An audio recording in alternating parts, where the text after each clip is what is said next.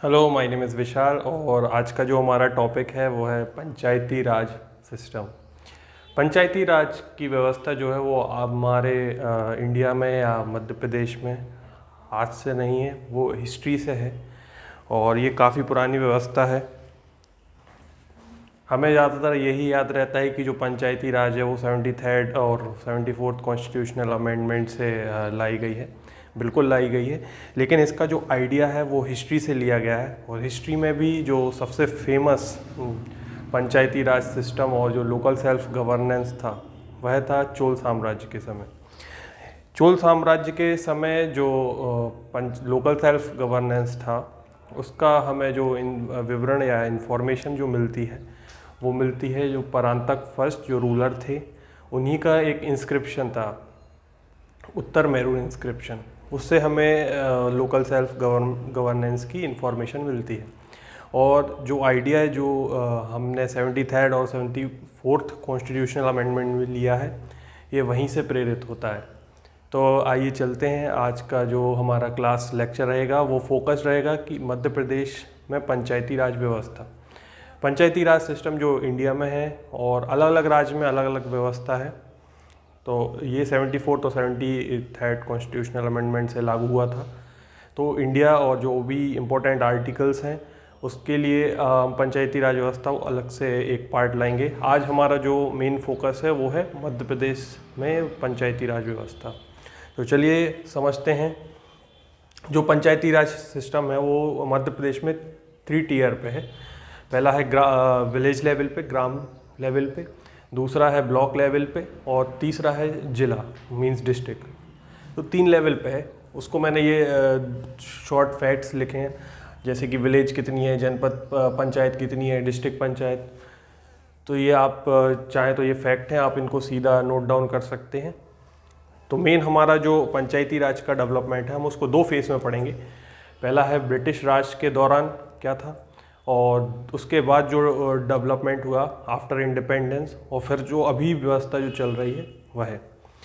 तो स्टार्ट करते हैं। सबसे पहला जो पंचायती राज डेवलपमेंट है वो ब्रिटिश काल से स्टार्ट होता है और सबसे पहले जो पंचायती राज व्यवस्था में जो चीज़ बनाई गई थी वो थी म्यूनसिपैलिटी। 73rd कॉन्स्टिट्यूशनल अमेंडमेंट है पंचायती राज से और 74th है म्यूनसिपैलिटी से, म्यूनसिपल कॉरपोरेशन और म्यूनसिपल एडमिनिस्ट्रेशन से। तो दोनों ही अमेंडमेंट काफ़ी इंपॉर्टेंट है और 1993 और 4 के ईयर में लाए गए थे। तो हमें पंचायती राज का डेवलपमेंट पढ़ना है। और 1886 में जो सेंट्रल प्रोविंस एंड वरार था उसकी कैपिटल थी नागपुर, और नागपुर ही मध्य प्रदेश वाला जो एरिया था उसकी पहली म्यूनसिपैलिटी थी। वहीं इंडिया लेवल पे बात करें तो जो सबसे पहला म्यूनसिपल कॉरपोरेशन था वो कहाँ बना था ये आपको कमेंट डाउन करना है, फिर हम स्टार्ट करेंगे। तो जो father of local self governance हम जिसे बोलते हैं वो है लॉर्ड रिपन। लॉर्ड रिपन ने ही 1883 में लोकल सेल्फ गवर्नेंस एक्ट लाए थे जिससे पूरे इंडिया में ये जो व्यवस्था है उसको लागू किया गया। फिर हम एमपी में आते हैं। तो जो लोकल सेल्फ गवर्नेंस वाला एक्ट था जो लॉर्ड रिपन लाए थे वो प्रोविंस में 2 जगह पर लगता था, एक तो विलेज में और एक म्यूनसिपैलिटी। म्यूनसिपैलिटी मीन्स नगर। फिर हम आते हैं सेंट्रल प्रोविंस एंड बरार। जो पंचायत अधिनियम था, सबसे पहला अधिनियम आया था 1920 में, जिससे जो एडमिनिस्ट्रेशन वाला पार्ट है वो हमने महाकौशल जो एरिया था, जैसे कि आप डायग्राम में देख सकते हैं, ये है महाकौशल वाला एरिया। इसी एरिया के लिए जो सबसे पहला जो एक्ट लाए थे मध्य प्रदेश में वो था 1920 में, सेंट्रल प्रोविंस एंड वरार एक्ट। उसी के तहत यहाँ पर एडमिनिस्ट्रेशन होता था। फिर 1920 में ही होलकर स्टेट ने भी इसको इम्प्लीमेंट किया। उसके बाद 1926 में 4 और जगह थी जहाँ पर ये एक्ट इम्प्लीमेंट हुआ, तो उनको आपको याद कर लेना है। हो सकता है प्रीलिम्स में डायरेक्ट पूछ लें इनमें से कौन सी जगह अप्लाई नहीं हुआ था ब्रिटिश काल के दौरान। तो 4 जो नाम है उनको आपको याद कर लेना है। आप चाहें तो ट्रिक भी बना सकते हैं DDNG, जिससे आपको दिमाग में रहे कि ये 4 जो थे वो कौन कौन से थे। तो पहला था देवास, दूसरा था धार, तीसरा था नरसिंहगढ़ और चौथा था ग्वालियर। और इन चारों जगह में भी इम्प्लीमेंट था। तो ब्रिटिश काल में हमें केवल इतना ही पढ़ना है, हमें ज़्यादा डीप नहीं जाना है, क्योंकि जो फैक्ट हैं वो बेसिक ही पूछते हैं और हम ज़्यादा डीप जाएंगे तो उससे हमारा ही नुकसान है, क्योंकि पढ़ने को बहुत सारा है और हमें इम्पोर्टेंट ही फैक्ट याद रखने हैं। तो इतना काफ़ी है ब्रिटिश काल के लिए। फिर हम आते हैं आफ्टर इंडिपेंडेंस। तो इंडिपेंडेंस के जैसे ही हमें आज़ादी मिली 1947 में, तभी जो मध्य प्रदेश था उसको डिफरेंट पार्ट्स में डिवाइड कर दिया गया, part A, B, C, D, sorry D नहीं था, part A, B and C. तो पार्ट ए, बी, सी को मर्ज करने के लिए हम 7th कॉन्स्टिट्यूशनल अमेंडमेंट लाए। 7th कॉन्स्टिट्यूशनल अमेंडमेंट काफ़ी इंपॉर्टेंट है और कॉन्स्टिट्यूशनल अमेंडमेंट भी हमारे पॉलिटी का एक टॉपिक है, इसको भी हमें डिटेल में पढ़ना है एक एक अमेंडमेंट को।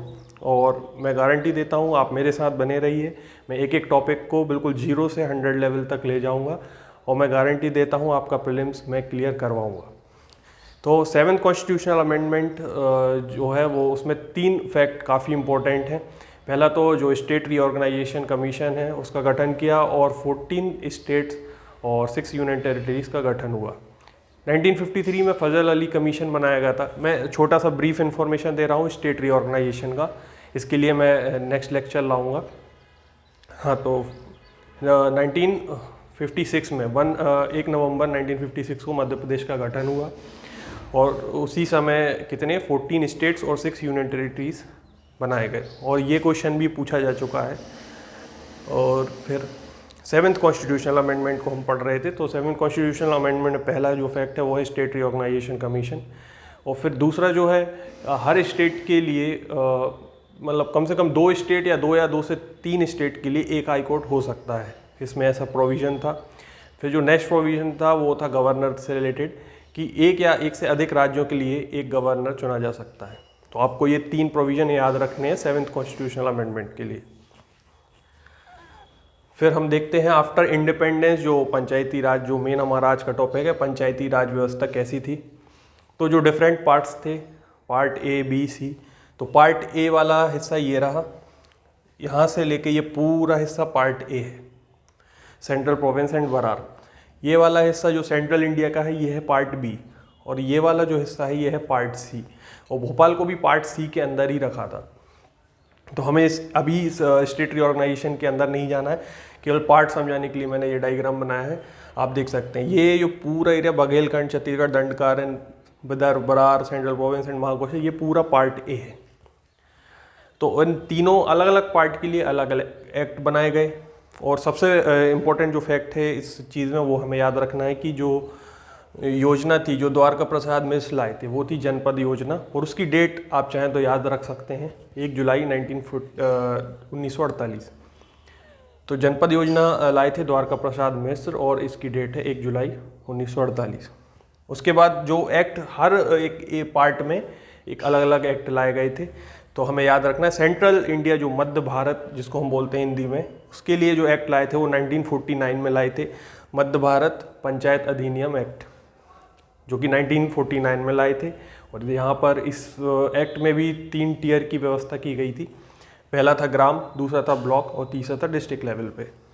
तो जो ग्राम लेवल पे जो इलेक्शन सिस्टम था वो था सीक्रेट बैलेट सिस्टम, और जो ब्लॉक और डिस्ट्रिक्ट लेवल पे था वो था इनडायरेक्ट सिस्टम। इनडायरेक्ट सिस्टम जो इलेक्शन सिस्टम था उसका सीधा सा कहने का ये था कि जो ब्लॉक लेवल पे जो लोग चुने जा चुके हैं या डिस्ट्रिक्ट लेवल पे जो चुने जा चुके हैं वो अपने में से ही किसी एक को लीडर बनाएंगे। तो ये था हमारा सेंट्रल इंडिया या मध्य भारत वाले क्षेत्र में जो एक्ट था। उसके बाद हम आएंगे भोपाल वाले क्षेत्र पे। तो भोपाल पंचायती राज एक्ट 1952 में जितने भी जो ग्राम पंचायत थी वहाँ पर एक पटवारी होगा, और उस टाइम जो ग्राम पंचायत रनिंग थी वो थी 572 जो कि कार्यशील थी। और जो एक्ट लाया गया था वो था पंचायती राज, भोपाल पंचायती राज एक्ट 1952। तो हमें इतना ही फैक्ट याद रखना है इस भोपाल के लिए। फिर आते हैं हम सेंट्रल प्रोविंस एंड बरार, जो कि पार्ट ए है और ये पूरा क्षेत्र है। और इसके लिए जो एक्ट लाया गया था वो था सीपी एंड बरार एक्ट, जो कि 1946 में लाए गए थे, जो कि पार्ट ए के लिए था। तो इसके लिए इतना ही फैक्ट याद रखना है। और यहाँ पर जो डिवीज़न था वो था ग्राम लेवल पे ग्राम पंचायत, ब्लॉक लेवल पे ब्लॉक पंचायत, न्याय के लिए अलग से एक न्याय पंचायत का गठन किया गया, और जो ट्राइबल एरियाज थे उनके लिए एक अलग से व्यवस्था बनाई गई। तो ये था पार्ट ए CP&RR के लिए। तो ये आपको सबके ईयर्स थोड़ा थोड़ा याद रखने हैं। अगर एग्जैक्ट याद ना हो तो एक दो बार आप गो थ्रू करेंगे तो आपको ये फैक्ट भी याद हो जाएंगे। फिर आते हैं हम विंध्य प्रदेश पे। विंध्य प्रदेश को हम पार्ट सी भी बोलते हैं, और जो अधिनियम था वो था विंध्य प्रदेश पंचायती राज अधिनियम 1949। तो आपको देख लेना है, ये इसका जो एक्ट था वो 1949 में था। और जो इसके यहाँ पे विंध्य प्रदेश में अलग अलग नाम से बोले जाते थे, जैसे कि पंच सभा, प्रजामंडल और टप्पा सभा। यहाँ पर 3 टाइप की चीज़ें होती थी और जो इनके नाम काफ़ी अलग हैं। तो ये तो था हमारा आफ्टर इंडिपेंडेंस वाला जो विकास था। इसको चाहे तो आप स्क्रीनशॉट ले सकते हैं, फिर हम इसके नेक्स्ट पार्ट पे मूव करेंगे। अब हम समझेंगे कि जो स्टेट रीऑर्गेनाइजेशन था, जो 1 नवंबर 1956 में जो मध्य प्रदेश राज्य का गठन हुआ, ऐसे ही स्टेट रीऑर्गेनाइजेशन कमीशन ने 14 स्टेट और 6 यूनियन टेरिटरीज का गठन कर दिया। तो उसके बाद आफ्टर स्टेट रीऑर्गेनाइजेशन क्या मध्य प्रदेश में जो पंचायती राज व्यवस्था का डेवलपमेंट हुआ वो हम समझेंगे। तो आफ्टर स्टेट रीऑर्गेनाइजेशन जो सबसे पहली जो कमेटी बनाई गई वो थी काशी प्रसाद पांडे कमेटी। और काशी प्रसाद पांडे जो कमेटी थी वो बलवंत राय मेहता जी की जो कमेटी थी उसके ही रिकमेंडेशन को उन्होंने आगे बढ़ाया। इनकी कमेटी की आप डेट याद रख सकते हैं, हो सकता है एग्ज़ाम में पूछ ले। तो इनकी जो कमेटी की जो डेट थी वो थी 29 जुलाई 1957। फिर और 1958 में ही इन्होंने अपने रिकमेंडेशन को जमा कर दिया था, और जिसमें 3 टियर पे जो पंचायती राज व्यवस्था थी उसको लागू करने को उनने बोला। जितनी भी कमिटीज़ हैं और जितने भी इम्पोर्टेंट आर्टिकल्स हैं, इसमें भी मैं 2-3 जो इम्पोर्टेंट आर्टिकल्स हैं वो बताते चलूँगा, प्लस जो आर्टिकल्स हैं और जितनी भी कमिटीज़ बनाई गई थी इम्पोर्टेंट और उनने क्या रिकमेंडेशन दिए थे वो हम नेक्स्ट पार्ट में समझेंगे। आज हमारा फोकस केवल मध्य प्रदेश पर रहेगा। तो फिर जो नेक्स्ट जो पार्ट है, जो सबसे पहला जो एक्ट आया मध्य प्रदेश पंचायती राज एक्ट 1962। तो ये यदि क्वेश्चन आता है कि मध्य प्रदेश का सबसे पहला पंचायती राज एक्ट कौन सा था, मतलब ऑर्गेनाइज्ड मध्य प्रदेश का आफ्टर स्टेट रीऑर्गेनाइजेशन, तो वो था 1962 का एक्ट। लेकिन ये लागू नहीं हो पाया। क्यों लागू नहीं हो पाया? क्योंकि 1962 में इंडिया एंड चाइना वॉर हुआ था, जिसकी वजह से ये एक्ट फेल हो गया। फिर जो सेकेंड एक्ट था वो आया था 1981 में, और इसी को अमेंड करके उन्होंने ये एक्ट बनाया। और जो सबसे पहली बार जब इलेक्शन हुए इस एक्ट के तहत, जो कि 3 टियर पे होने थे, वो हुए थे 1981 के एक्ट के वजह से। तो ये आप इसको नोट डाउन कर लीजिए कि सबसे पहली बार किस एक्ट के तहत एमपी में इलेक्शन हुए थे पंचायती राज के, तो वो था मध्य प्रदेश पंचायती राज अधिनियम 1981। ये प्रीलिम्स के हिसाब से काफ़ी इंपॉर्टेंट फैक्ट हो सकता है, तो आपको इसको नोट करके रखना है। फिर इसको ही अमेंड कर दिया गया और फिर से एक नया एक्ट लाया गया 1990 में। और कोई भी एक्ट को यदि अमेंड करते हैं तो उसमें कुछ ना कुछ इम्प्रूवमेंट करके उसको नेक्स्ट स्टेज पे लाया जाता है। तो जो विलेज एडमिनिस्ट्रेशन था और जितनी भी प्रॉब्लम्स हो रही थी विलेज लेवल पे डेवलपमेंट से रिलेटेड पंचायती राज को, तो उसमें सभी में सुधार किया गया। और जो नेक्स्ट एक्ट लाया गया था उसमें जो विलेज डेवलपमेंट है और जितनी भी प्रॉब्लम्स थी उनमें इम्प्रूवमेंट किया गया। अब आते हैं हम जो मेन, जो सबसे इम्पोर्टेंट जो अमेंडमेंट है, जो है 73rd कॉन्स्टिट्यूशनल अमेंडमेंट 1993 में। फिर इसको अमेंड करके एमपी पंचायती राज अधिनियम 1993 लाया गया। और 73rd कॉन्स्टिट्यूशनल जो अमेंडमेंट था वो पूरे देश में लागू हुआ कब, किस डेट को? 24 अप्रैल 1993। तो आपको ये बहुत अच्छे से याद रखनी होगी, ये वाली डेट, ये सबसे इम्पोर्टेंट है। 24 अप्रैल 1993 पूरे इंडिया में लागू हो गया और सारे स्टेट्स को ये निर्देश दिया गया कि 1 साल के अंदर आपको जो पर्टिकुलर अपने स्टेट के लिए मध्य पंचायती राज एक्ट को लाना है और इम्प्लीमेंट करना है। तो उसी को ध्यान में रख के मध्य प्रदेश का अगर प्रॉपर पूछें कि किस डेट को लागू हुआ, तो मध्य प्रदेश ने जस्ट 1 साल बाद 25 जनवरी 1994 को पंचायती राज अधिनियम को लागू किया। चलिए अब हम 2-3 इम्पोर्टेंट फैक्ट, जो 73rd कॉन्स्टिट्यूशनल अमेंडमेंट एक्ट है ये मेंस के हिसाब से भी और प्रीलिम्स के हिसाब से भी काफ़ी इम्पोर्टेंट है। तो इससे क्या क्या चीज़ों को ऐड किया है, उसके क्या फीचर्स हैं। तो सबसे पहले जो 73rd कॉन्स्टिट्यूशनल अमेंडमेंट है, इससे पार्ट 9 क्रिएट किया गया।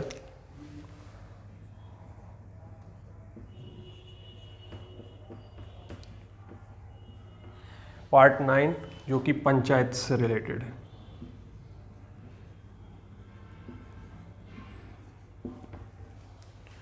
इसके बाद जो कॉन्स्टिट्यूशन है उसमें आर्टिकल्स ऐड किए पार्ट 9 में 243 से 243O तक। फिर एक शेड्यूल भी ऐड किया, 11th शेड्यूल,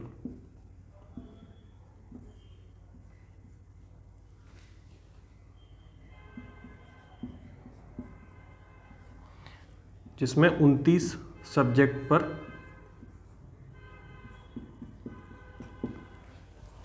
फंक्शन किया जा सकता है। और 11th शेड्यूल से जो रिलेटेड आर्टिकल है वो है 243G।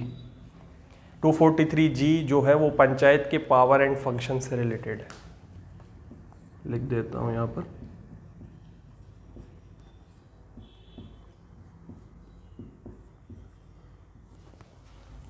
तो ये हमारे इम्पोर्टेंट फीचर्स इस 73rd कॉन्स्टिट्यूशनल अमेंडमेंट के, और इसी से 3 टियर पे लागू किया गया, जो हम पहले भी डिस्कस कर चुके हैं।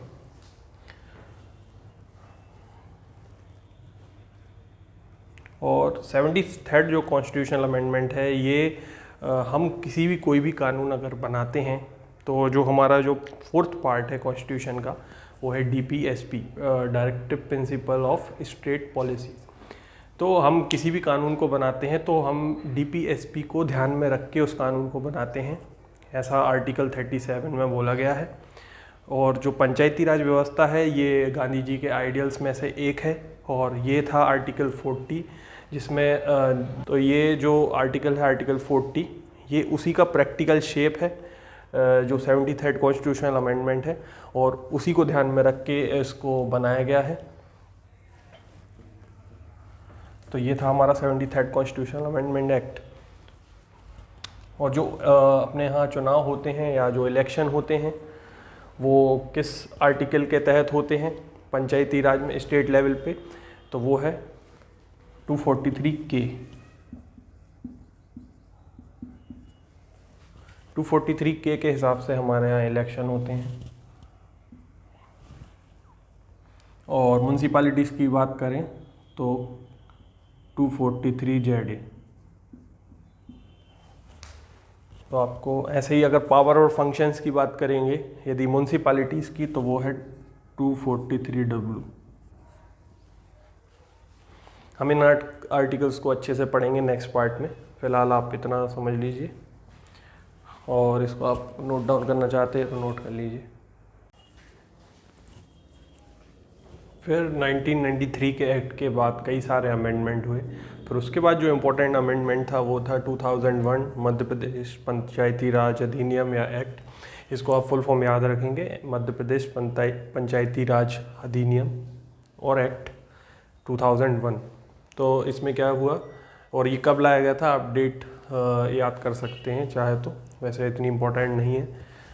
तो इसमें हुआ क्या, इसमें क्या व्यवस्था की गई कि हर महीने मतलब साल भर में 12 महीने में तो 12 बैठक होंगी। उसके बाद कोरम की जो परसेंटेज थी वो क्या डिसाइड कर दी, 20%। कोरम क्या होता है कि जो नंबर ऑफ़ मेंबर्स हैं वो नेसेसरी हैं किसी मीटिंग को स्टार्ट करने के लिए, तो कोरम वो होता है। तो कोरम की जो परसेंटेज थी वो 20% ऑफ टोटल मेंबर्स, कि मिनिमम 20% तो होना ही चाहिए किसी भी मीटिंग को या डिस्कशन को स्टार्ट करने के लिए। और उसी में जो 1/3 है वो महिलाएं होंगी, वुमेंस होंगी।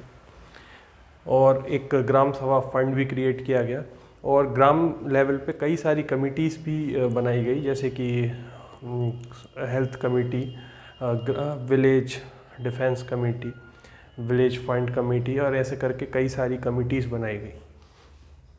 फिर जो नेक्स्ट अमेंडमेंट हुआ वो मध्य प्रदेश पंचायती राज एक्ट में हुआ, और 2004 में वो अमेंडमेंट हुआ। और उसमें क्या चेंजेस देखने को मिले, अभी पूरे साल भर में 12 मीटिंग्स अनिवार्य कर दी थी, अब उसी को 4 में डिवाइड कर दिया। मीन्स अब 4 महीने में, मतलब साल भर में 4 मीटिंग्स होंगी, पहली जनवरी, दूसरी अप्रैल, तीसरी जुलाई और चौथी अक्टूबर में। फिर ऐसे ही जो कोरम की जो व्यवस्था थी वो 20% थी, उसको कम करके 1/10 कर दिया गया, और 500 मेंबर या 1/10 जो भी इन दोनों में से कम है उसको फॉलो कर लिया जाएगा। और जो विमेंस थी वो 1/3 ही थी। फिर इसी के बाद जस्ट इसी में 2 कमिटीज़ और भी थी, और इन्होंने 2 परमानेंट कमेटी बना दी। पहली तो जो थी वो थी ग्राम निर्माण कमेटी, और दूसरी थी ग्राम विकास कमेटी। तो इन्होंने 2 कमिटीज़ को परमानेंट किया। इन्होंने इस वाले एक्ट में कई सारी कमिटीज़ थी, लेकिन इन्होंने इस वाले एक्ट में 2 कमिटीज़ को परमानेंट कर दिया। तो ये भी आपको याद रखना है। तो ये था हमारा 2004 का एक्ट। अब हम डिटेल में समझेंगे जो हमारा 3 टियर सिस्टम है। पहला तो है ग्राम लेवल पे, दूसरा है जनपद लेवल पे, और तीसरा है डिस्ट्रिक्ट लेवल पे। तो इसको हम नेक्स्ट पार्ट में समझेंगे। और यदि आपको वीडियो काफ़ी इन्फॉर्मेटिव लगता है तो आप please like, share and subscribe करें। और इससे ज़रूरी कोई भी इन्फॉर्मेशन चाहिए हो तो आप कमेंट में लिख सकते हैं, और मैं जितनी भी वीडियोस हो सकूँगा और जितने भी फैक्ट हो सकते हैं मैं वीडियोस में कवर अप कराऊँगा। और मैं आपको गारंटी देता हूँ आप कुछ ना कुछ एक्स्ट्रा फैक्ट्स लेकर जाएंगे और कुछ ना कुछ नया सीख कर जाएंगे। यदि आप मेरे साथ लास्ट तक बने रहेंगे तो मैं आपको आश्वासन दे सकता हूँ कि आप इतने योग्य हो जाएंगे कि आपका प्रीलिम्स तो नहीं रुकने वाला। तो यदि और भी वीडियोस आपको इन टॉपिक्स पे चाहिए हैं तो आप कमेंट भी कर सकते हैं, और मैं नेक्स्ट पार्ट लेकर आऊँगा इसी का। इसमें हम डिटेल में समझेंगे कि जो 3 टियर सिस्टम है। और थैंक यू, आज के लिए बस इतना ही। इस वीडियो को समाप्त करते हैं।